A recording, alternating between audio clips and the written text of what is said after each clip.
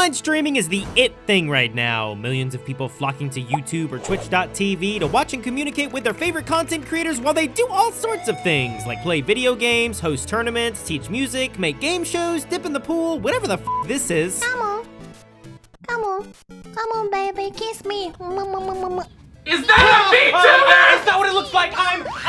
This is a VTuber. The V stands for virgin and the tuber stands for... That joke is definitely not appropriate for children.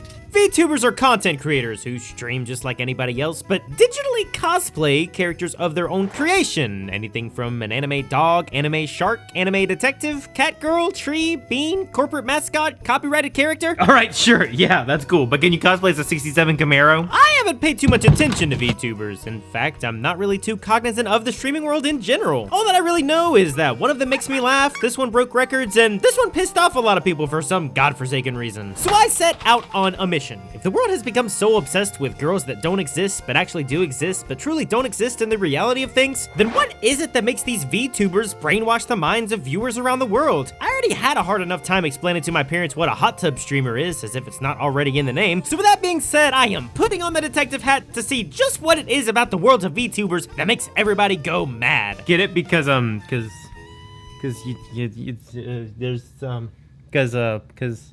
VTubing dates all the way back to 2016 with the introduction of Kizuna Ai, the first mainstream virtual YouTuber meant to combine the worlds of anime watchers and one-handed gamers. The concept behind this idea was fantastic. Most of us are typically mesmerized by something we've never seen before, and it just so happens that this time it's an animated character conversing and entertaining us in real time.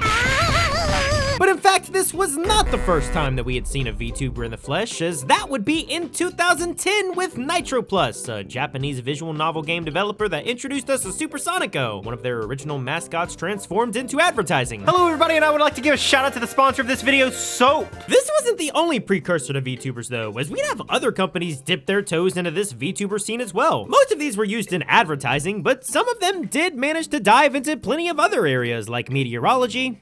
But Kizuna Ai became a mainstream success. Sure, you couldn't understand a damn word she was saying without a translator, but there was just something so freeing about seeing this mysterious character being able to express herself on stream. No judgment from the way they look, no judgment for whatever performance they want to put on. It just feels so genuine to watch this stranger sitting behind a guise, able to be anybody they want to be, just living with strangers in the moment.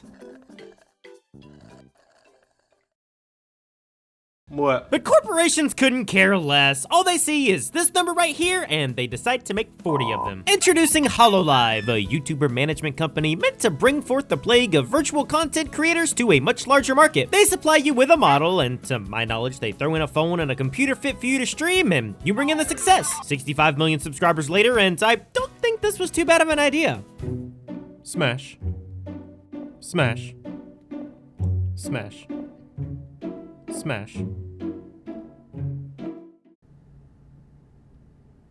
Smash. VTubers started showing up everywhere. With the ever-growing rise in popularity of anime around 2020 and the even more popular rise of more and more people were becoming exposed and open up to this brand new style of content creation. And is it really all too unexpected? I mean, you've got anime, one of the fastest growing media outlets in the world, an outlet that puts a primary focus on ranking which of these cat girls is the most breedable. It's this one. So when you take this entire subset of character, make it interactable, and put it on the web for millions to see, why would anybody not want to take advantage of this? Why can't I get her mouth to move? Hundreds of content creators were jumping on this train, and it was a fun little gimmick for a while. It's surprisingly easy to do. All you've got to do is download an app that tracks your face, download an app that lets you create your own waifu bait, and there's not much more to that than being entertaining. I still can't figure this out. It's honestly really cool, and surprisingly, I found it a lot less complicated than I thought it would be to become a VTuber. Most applications track your face fairly well. It responds to different emotions and moods you want to portray. I could be naked right now and you would never know it. What the f are you doing? Stop. But unfortunately for men, most of these studios you can end up using have your model turning out to look like a background character in a romantic comedy anime. You know, sometimes I think to myself,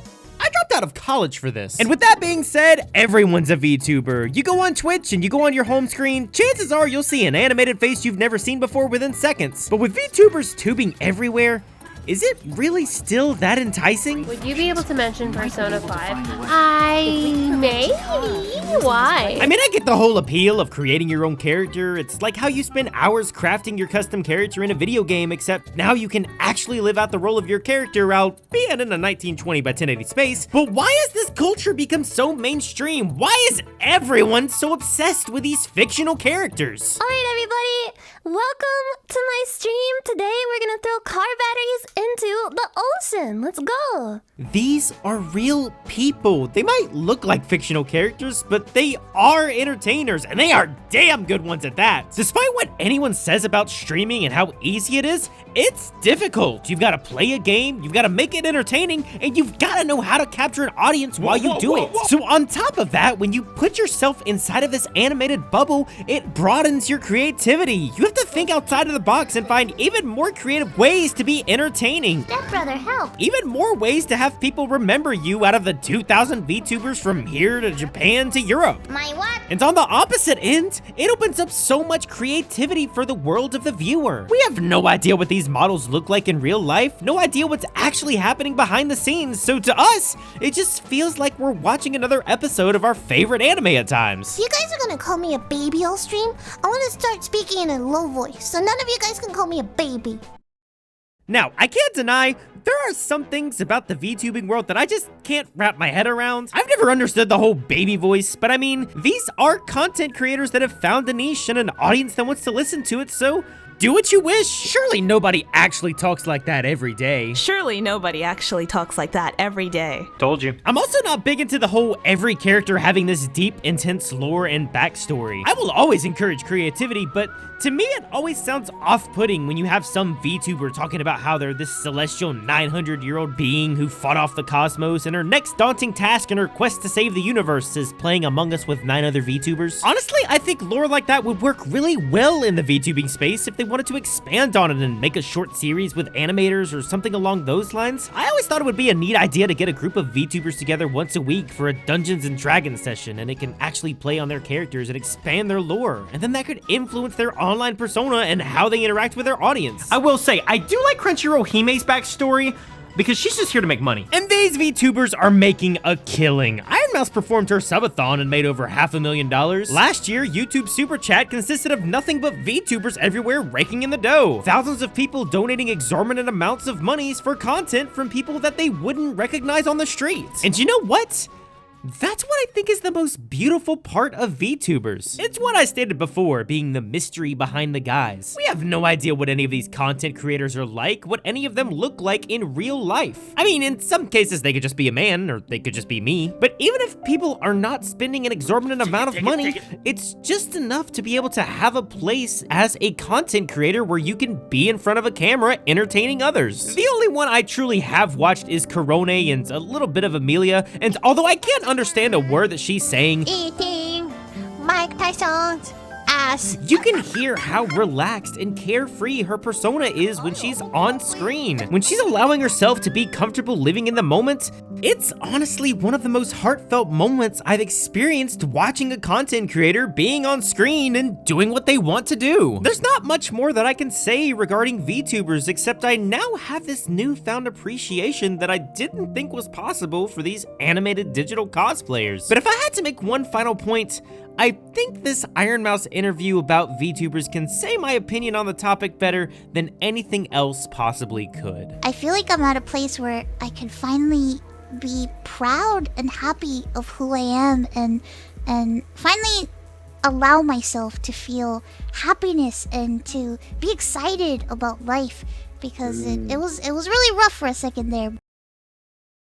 Damn it, I got the wrong model!